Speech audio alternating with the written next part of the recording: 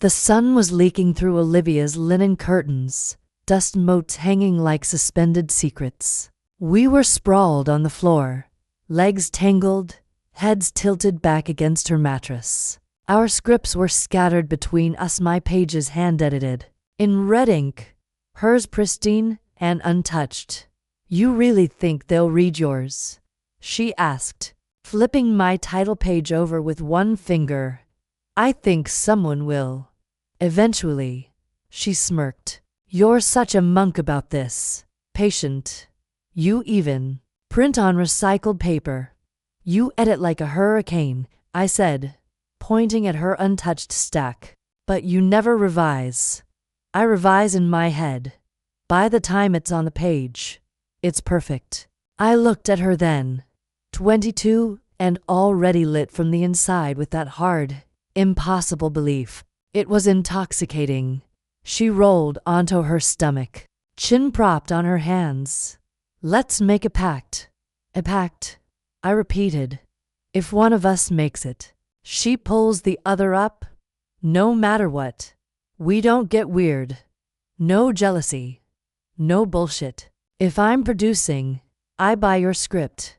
If you're showrunning, I get an EP credit." I laughed. "That sounds like something a freshman writes on a dorm wall." "Swear it," she said, grabbing one of my pens. "Blood oath. Eternal. Hollywood. Or death. We're not bleeding for this." Then spit oath. "Gross." She held out her hand. Handshake. Old school. "You in or not?" I paused.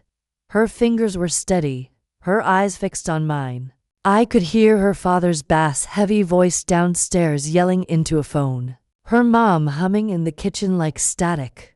I knew this version of her, the one that needed to believe in something bigger than the chaos. I took her hand. "Deal," I said. She grinned. "God, we're going to own this town. We'll probably still be broke in 10 years. I'll marry rich. You'll get nominated. And then we'll toast each other from opposite sides of the stage. You'd actually toast me." "Of course. Right before I win." I snorted, then leaned back on my elbows. "You know what scares me most?" She stretched out next to me, turning her head. "What?" "That will change. That this us won't survive success." Her voice dropped. "You think I'd forget you? I think people forget things, especially when they get what they want." She sat up suddenly, grabbing one of my pages. "Then let's make it permanent." "What are you?" She wrote something across the top in bold black ink, then handed it to me. The words were crooked, rushed. "The Pact. I don't forget. Neither do you." "Oh." I stared at it. It felt heavier than the rest. "You'll keep that," she said. "Proof." I folded the page in half, creasing it twice. "Okay, promise." "I promise." We lay there again in silence, the kind that only comes when you truly believe in someone, the kind that pretends nothing will ever break. Her hand brushed mine once more, just briefly. "You're the only person I trust in this place," she murmured. "Don't ever leave me behind." I didn't answer. I didn't need to. Asterisk, asterisk, asterisk, asterisk. The bar off La Brie was too loud, to curated brick walls. Edison bulbs. Producers faking authenticity. Over mezcal and duck fat fries. I hated it. Olivia loved it. "I told them you wrote it," she said, sliding into the booth. "I swear." "When?" I kept my voice level. "At the end. When everyone was leaving. You'd already gone to the bathroom, right? They know it's yours," she said. "You're overthinking." Was it that hard to say it while I was sitting right there? Her smile was small, strategic. "It wasn't the moment. You looked quiet." "I was quiet because I'd written the script they were praising, and you weren't correcting them." She picked up her drink, stirring it with the tiny straw. "I'm sorry. Next time, I'll make it clear. You've said that before. Jesus. Her voice snapped, then softened.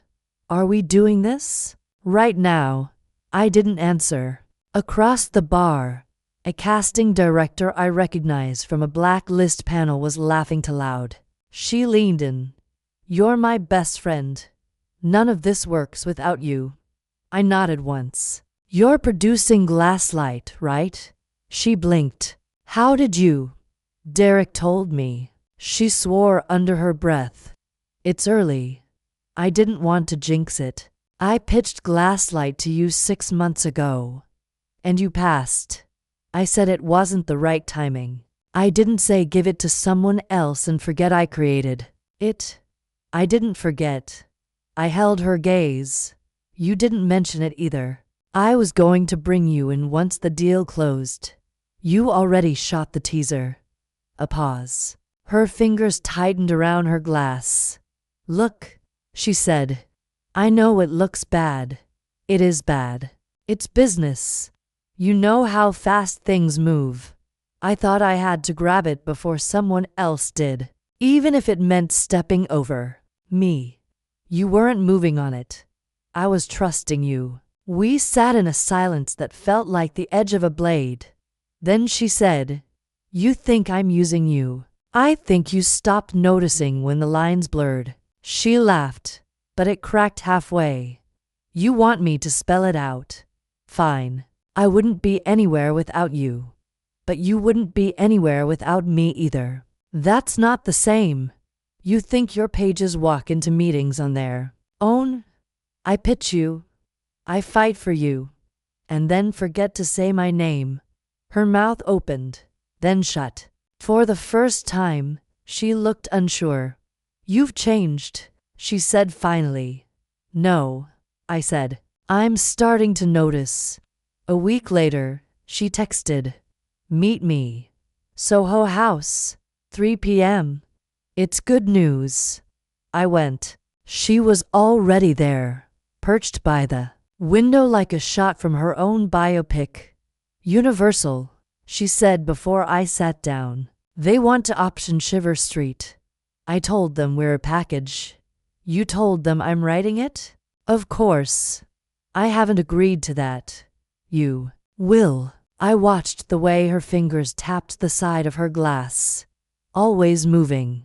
Always controlling. I need to see the deal terms, I said. Don't be like that. It's us. You said that about Gaslight. She exhaled. Are we really tallying now? No, I said. I'm making sure I'm not erased. You're not. Jesus. You think I'm out here stealing from you? I said nothing. Do you want this or not? I want honesty? She leaned forward. Then here it is. This town doesn't reward patience. You wait too long. You get forgotten. I'm trying to make sure you're not. By cutting me out. By moving fast. Sometimes that means I have to act before we've sensed. I stared at her. Or before I can say no. She flinched. Just slightly. I stood. Send the contract. I'll decide once I read it. She grabbed my wrist. We're still good, right? I looked down at her hand. We'll see. 2 days later, I found the contract buried in my inbox. She hadn't CC'd me on the original chain, only forwarded it. I read it twice. Her name was in bold. Mine in smaller print. Written by had an asterisk. At the bottom. Pending final writer confirmation. I replied. I'm not confirming. She didn't respond. That night, I opened the drawer where I kept the old scripts. The first drafts. The one she optioned back when we were 24, and everything still felt like promise. The page she marked in black ink. The Pact. I unfolded it. The Pact. I don't forget. Neither do you. Oh, I ran my thumb over the signature. Then I tore it clean in half. The press release loaded slow, like the universe was giving me one last second to breathe. Breaking. Olivia Reyes to develop psychological thriller Salt Skin for Paramount. My hand stayed flat on the table. I read it again, twice.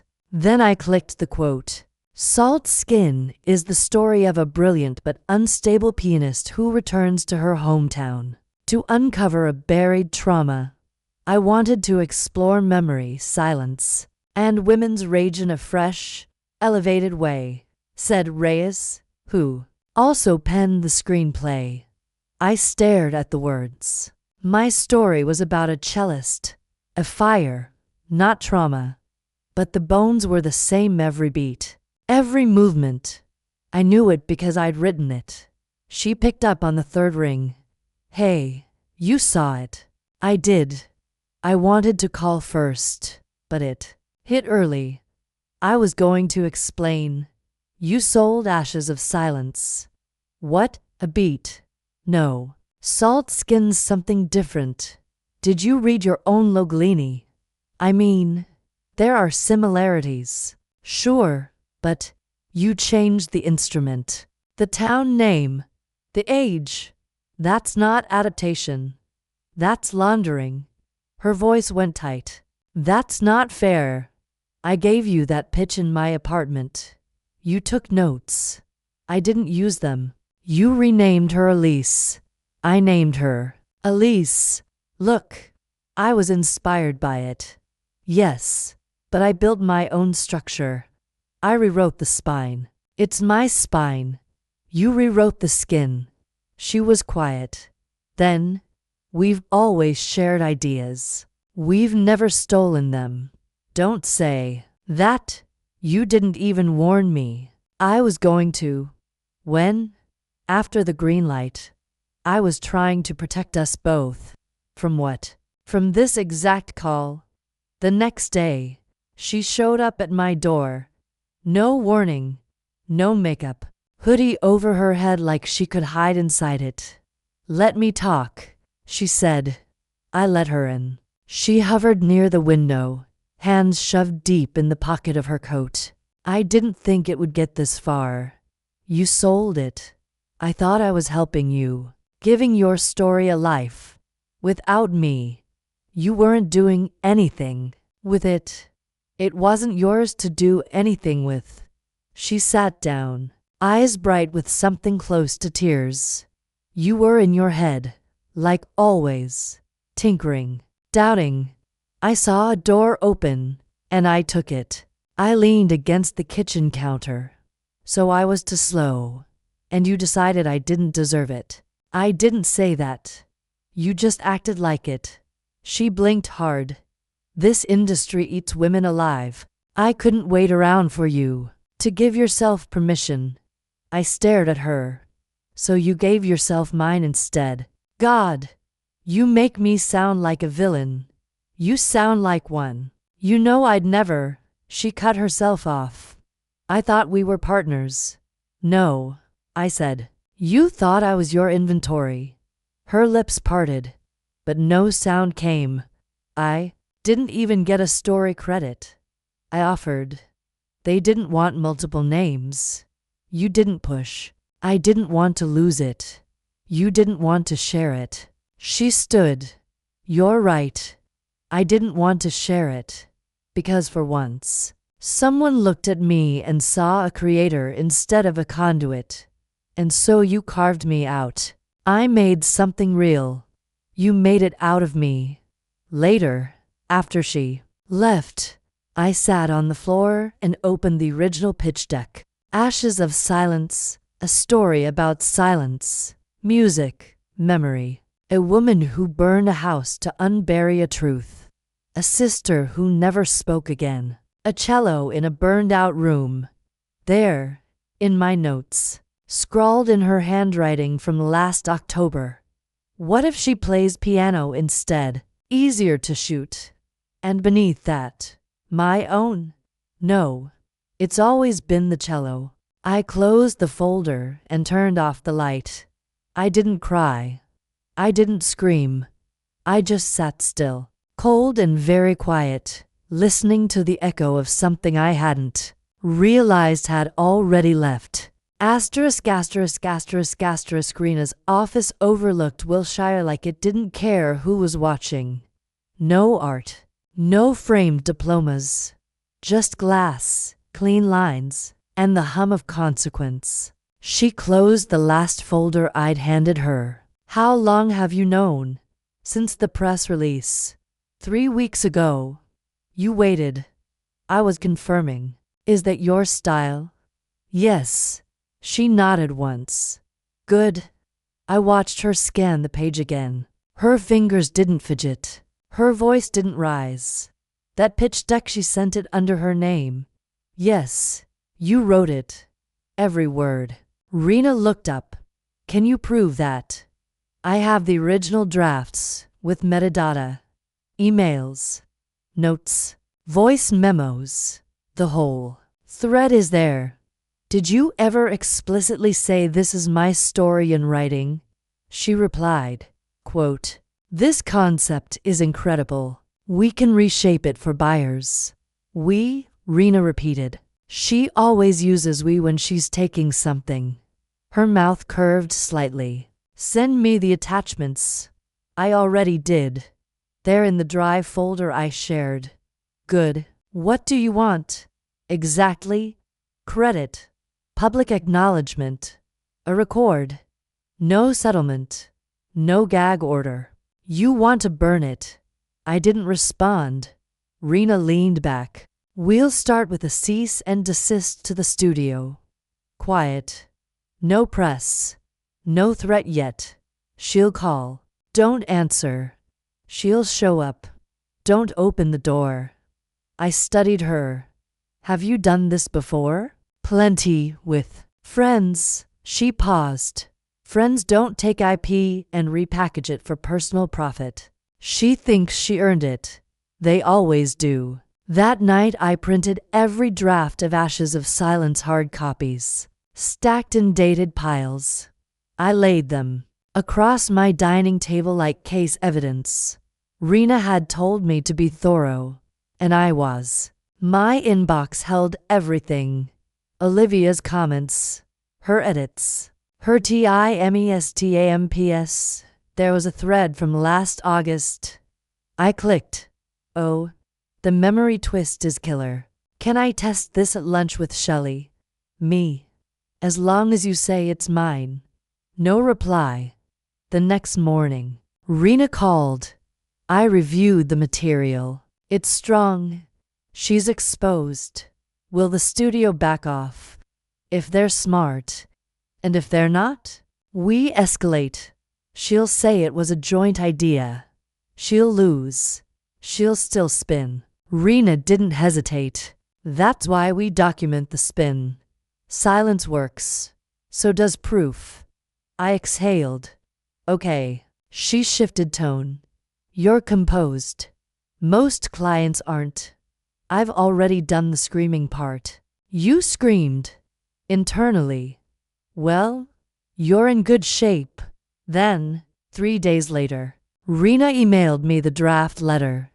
It was clean, precise, surgical. We are requesting immediate withdrawal of Project Salt Skin from active development. The story elements in question originate from original material authored by our client. I read it twice, then again.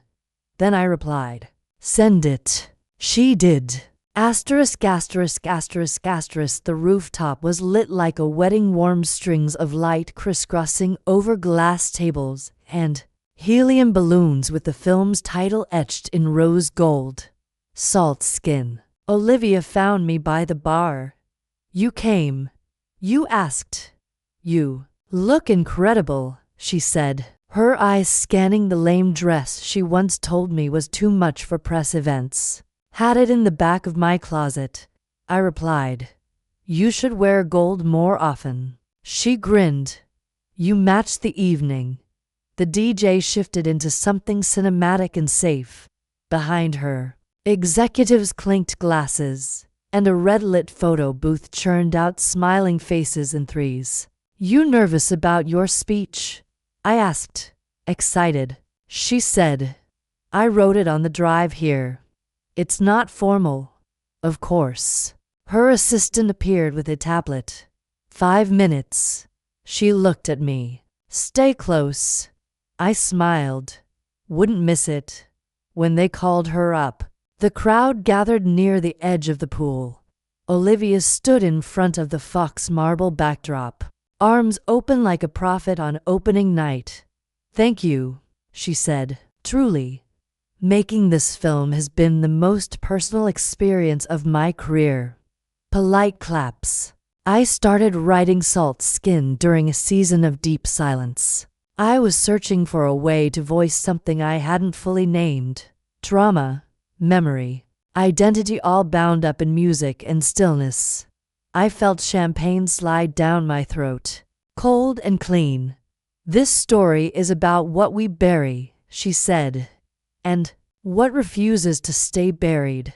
She glanced at me then, briefly, like she could sense the outline of my quiet in the dark. I want to thank everyone who saw something in this before the world did, especially the team who helped shape the vision, producers, crew, friends who read drafts at 2 in the morning.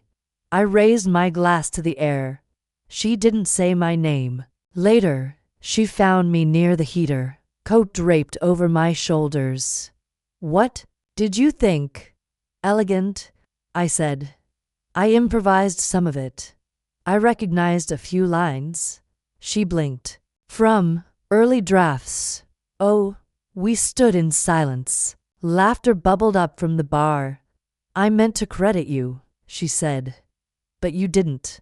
I thought about it. That's a theme with you. Her jaw tensed. You're not happy for me. I'm watching. Watching what? How? You move? Her voice dropped. This isn't fair. No, I said. It's familiar. She crossed her arms. If you want credit, I'll talk to press. Too late. What do you want then? I looked her in the eye. Nothing here. She studied me. You're planning something. I'm listening. To what? What refuses to stay buried? I walked away before she could ask what that meant. She didn't. Follow. The headline dropped at 7:46 a.m. Quiet and clean. A tale reclaimed. New female thriller shakes industry. Rena called me before I'd even finished reading the first paragraph. They bit, she said. Hard. I sipped my coffee. Good. They want exclusivity. A 2-picture option. Final cut clause still negotiable. But they're folding on the back end. Control matters more than back end. Then they're yours. I leaned back. And the title? They love it. The Elegy Room. My name, my script, my voice. You ready for what happens next? She asked. I've been ready. She paused. You want to gloat? No, not even a little. Let her read it in the trades.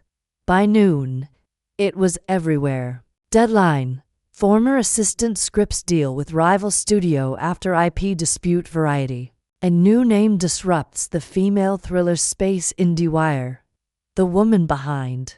Elegy comes forward. Articles were speculative. The tone reverent. Nobody mentioned Olivia by name. But they didn't have to.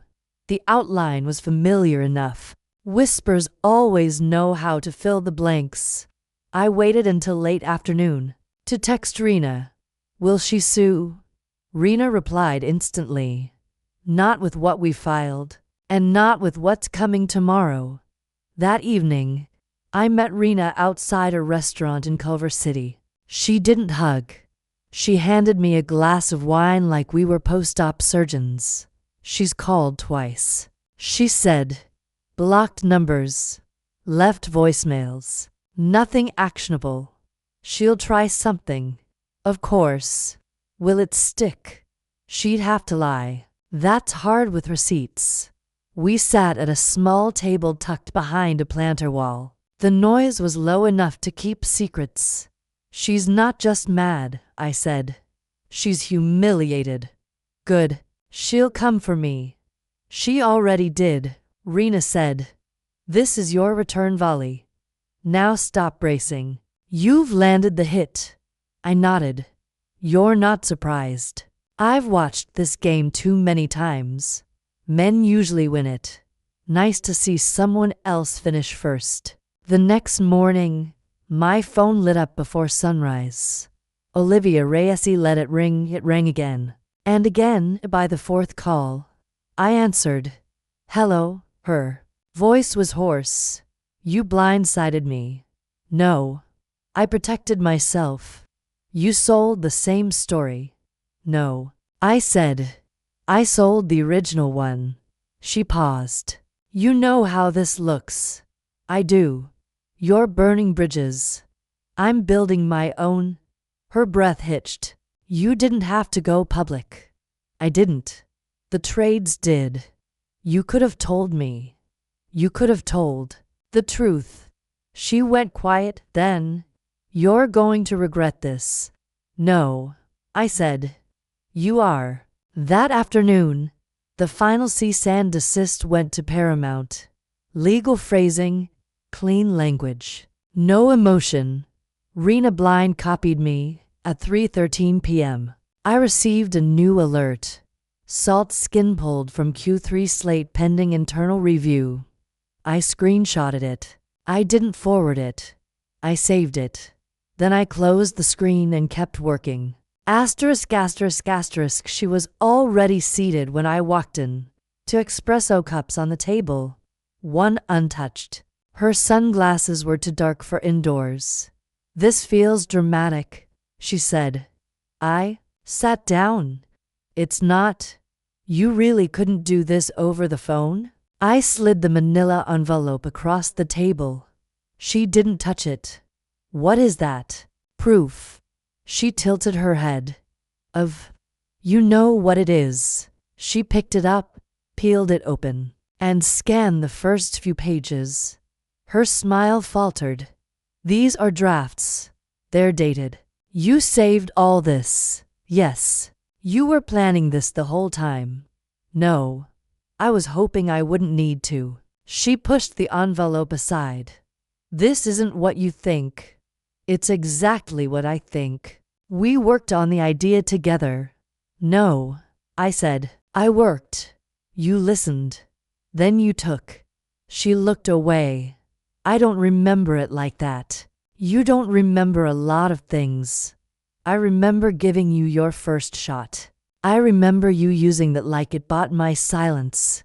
I believed in your writing. You believed it would make you look brilliant. She leaned forward. Do you want credit? Retroactive story by. I can make that happen. I don't want scraps. You're being vindictive.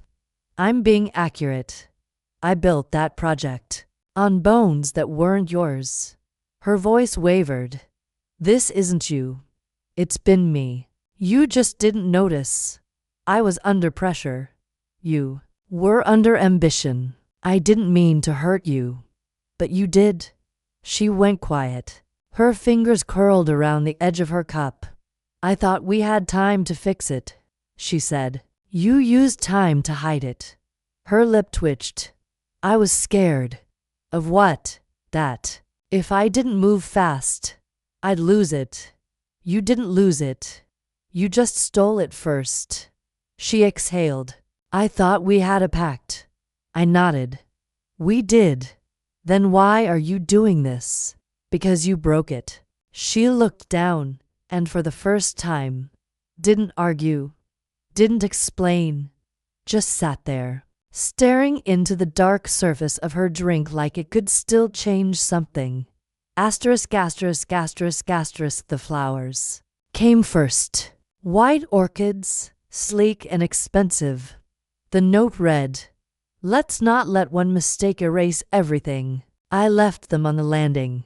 By morning, someone had taken them. The next day it was a long email.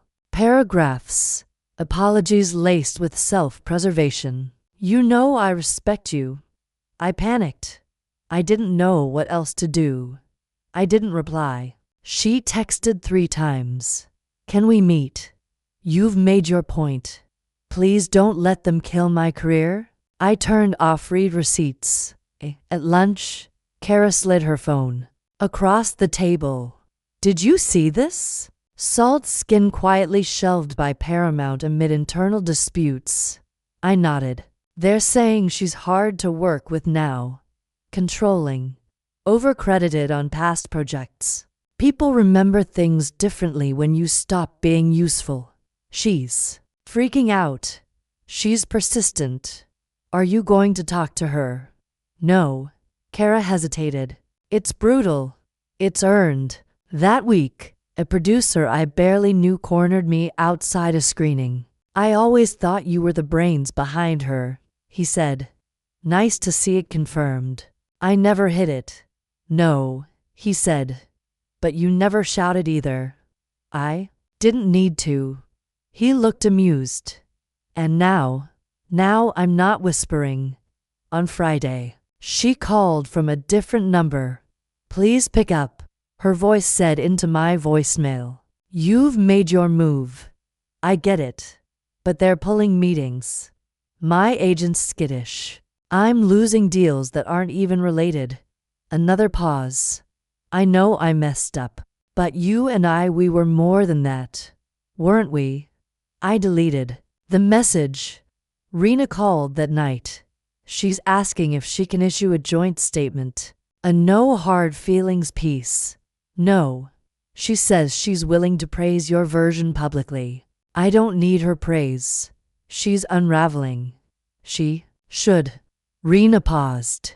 You're calm. Yes. She underestimated that. I know. By the end of the month, Salt's skin was removed from the studio website. Olivia's name disappeared from upcoming press events. Her newest project stalled in early development and, me? I kept writing. And I stayed silent. Asterisk, asterisk, asterisk, asterisk. The theater was small 90 velvet seats. Dark wood panels, a screen that breathed warmth instead of spectacle. Just how I asked. They dimmed the lights. My heart didn't race. The title came first. The Elegy Room. Then, clean and centered, my name. No asterisk. No shared byline. No vanished context. A hush moved through the room. That sound collective stillness was better than applause. After, I stood backstage while the house lights rose. Kara leaned in. You ready? Yes. You. Look it. I stepped out into a circle of soft light. The moderator smiled. Congratulations. This was devastating. In the best way. I nodded. Thank you. What inspired it? A promise that was broken. A few people stilled at that. The moderator blinked. Would you say the film is personal? They all are. He shifted. And the cello, my mother played. I said simply. We took a few questions craft. Pacing, music. Then someone near the back stood. This is your first solo credit, the woman said. Was that intentional? Yes. No collaboration. Not on this one.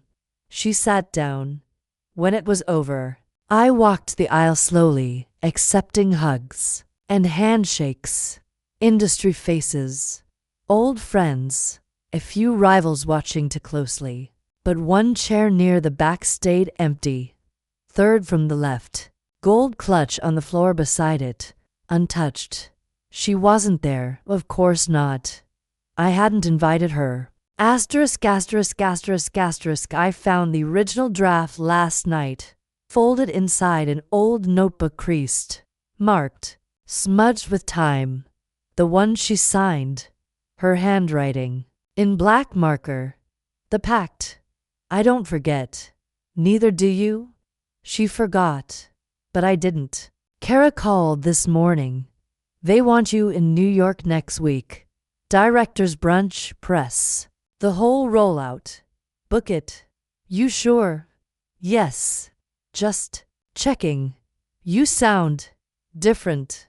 I am. At lunch, I sat across from a young writer I once mentored. She fidgeted with her straw. Do you ever feel like everyone's racing and you're standing still? Yes, I said. What do you do? I keep still longer. She looked at me. Doesn't that cost you? Only what's not mine. Olivia hasn't called in weeks. The silence holds. I haven't broken it. That was never part of the pact tonight. I rewrote the dedication for the paperback edition. Just one line. For the women who remember who they are, especially when no one else does. That's *enough. That's everything. ********.